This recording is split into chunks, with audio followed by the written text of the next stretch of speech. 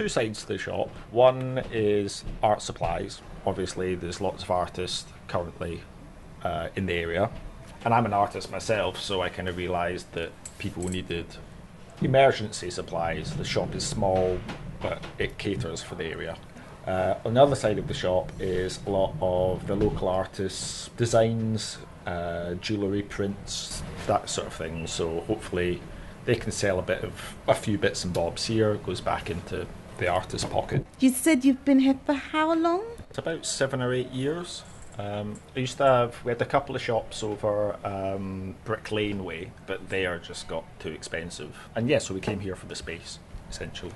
The shop is small. The art supply stock is small, so I have to be quite specific about what I get. And just knowing the artists that come in, and for them to be able to say, "Oh, can you get?" rather than me trying to preempt, which one saves me money, and two, it means that it's specific to the area. So as far as spray paint, there's a lot of street artists around. That's what they want. I found, for example, with oil paint, oil painters are very specific about which brand they use. So oil paint is something that I've not gone into because you'd have to have so many different brands to sell one tube. So it is tailored to the area. And until recently, I did a lot more deliveries as well. So someone could phone me up and say, "Can you get?" and I would deliver it to their studio. If I've got it in stock, I'll just bring it round straight away. So they don't even have to leave their studio to carry on working. Keep them in their studios working, that's the main idea.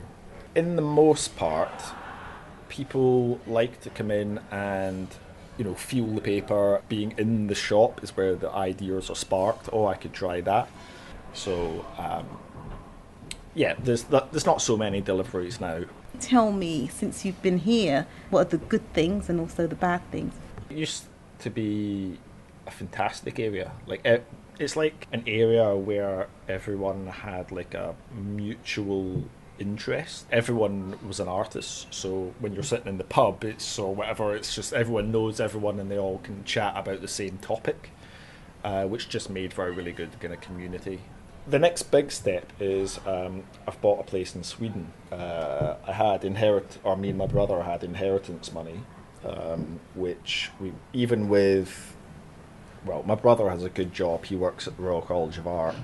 But even with that and 20,000, we still couldn't get, a box room in London. But in Sweden, we've got about 4 buildings, land, loads of space, and the idea is to turn it into a residency space for artists to come out and work and so on. Since my time here, I've met a lot of people that essentially could be residents.